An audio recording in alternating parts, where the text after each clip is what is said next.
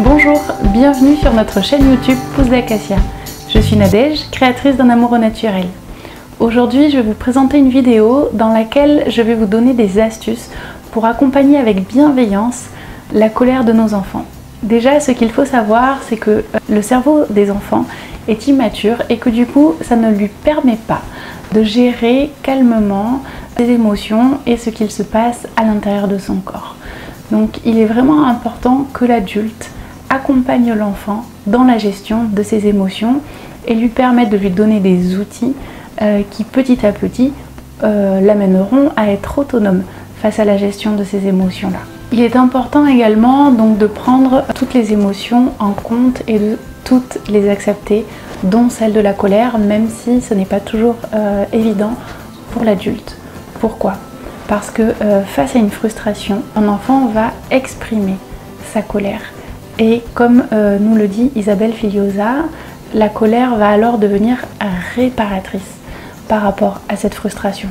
Donc c'est vraiment important de l'écouter, de l'accepter et de l'accompagner. Notre rôle en tant qu'adulte, ça va être que l'enfant puisse exprimer cette colère sans se faire de mal et sans faire de mal non plus aux personnes qui seront auprès de lui à ce moment-là. Pour ça, on va essayer d'avoir plein de petites astuces, plein de petits outils, soit nous ou soit qu'on va donner à l'enfant. Pour commencer, je vais vous parler donc de l'écoute active. L'écoute active, ça va permettre à l'enfant de se sentir entendu, de se sentir compris et donc ça va faire retomber également la pression. Ce qui se passe à l'intérieur de lui, ça va prendre une certaine place, une certaine importance et l'adulte va poser des mots sur son émotion. Cela va aider l'enfant. Il va se sentir entendu. Ça va également donc l'apaiser. Vous pouvez faire le test avec d'autres adultes ou même sur vous et vous verrez que ça marche.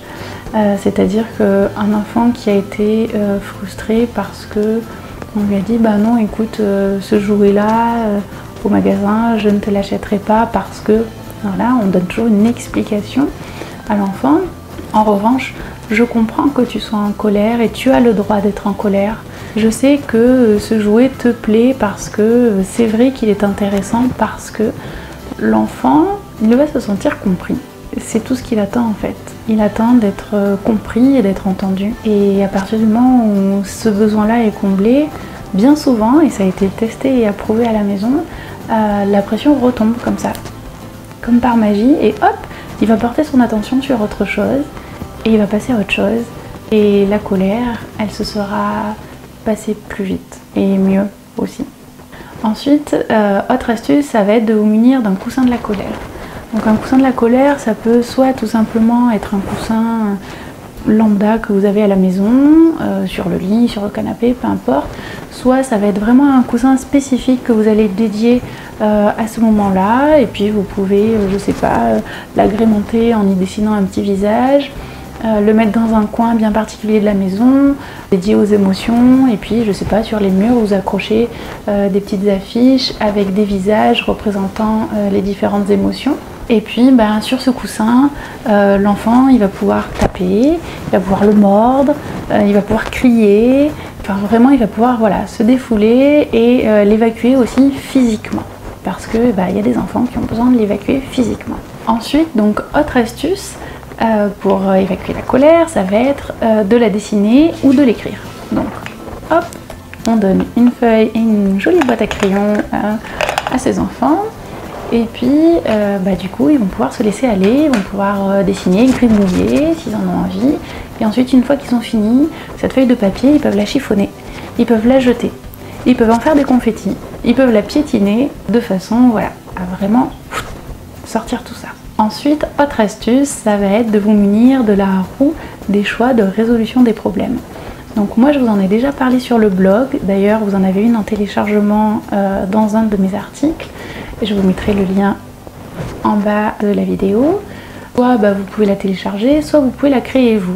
C'est-à-dire que moi, cette roue, je l'ai posé des questions et je lui ai demandé qu'est-ce qui pourrait l'aider ou comment on pourrait faire, comment elle pourrait faire surtout quand elle est en colère pour essayer de faire passer cette colère au mieux.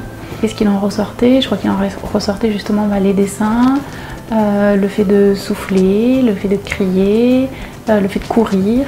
Soit celle que l'on a créée, elle vous convient, vous pouvez la télécharger, vous pouvez l'imprimer sur un petit papier un petit peu cartonné, vous pouvez la plastifier, l'accrocher au mur aussi.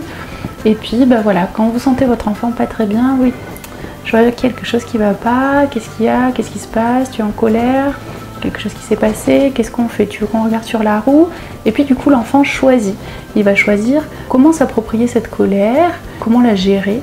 Avec cette roue, je trouve que c'est quand même un premier pas aussi vers l'autonomie et c'est vraiment un outil du coup qui est important. Autre astuce, ça va être donc des exercices de respiration. La respiration, c'est quand même quelque chose qui va permettre un apaisement assez efficace et assez rapide. Après, c'est pas toujours facile de la mettre en pratique pour des enfants.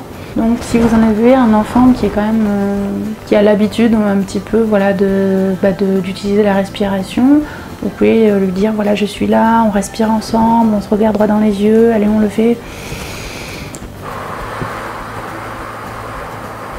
Voilà, et on essaye de souffler le plus lentement possible, le plus calmement possible. Alors au début, la respiration elle est peut-être un petit peu haletante et puis après, hop, ça s'apaise tranquillement. Et puis le retour au calme se fait. Pour des enfants qui ont besoin d'un outil ou de quelque chose d'un petit peu plus concret pour arriver à souffler, pour ça vous avez donc les deux vidéos que vous a fait Mélodie. Donc il y en avait une, c'était le dragon de la colère et l'autre c'était sur le thème du carnaval.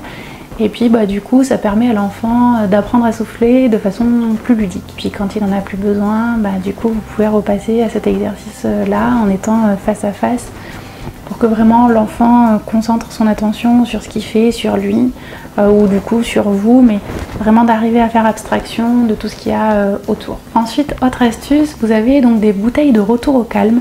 Donc ce sont des bouteilles que vous fabriquez, donc soit dans un bocal par exemple. Le principe c'est de mettre donc des petits objets ou des petites paillettes et une substance qui va permettre en fait aux paillettes de retomber mais tout doucement, tout lentement. Donc il y en a qui vont le faire avec je crois du liquide vaisselle, alors moi j'ai jamais testé. D'autres avec je crois du gel douche ou du shampoing.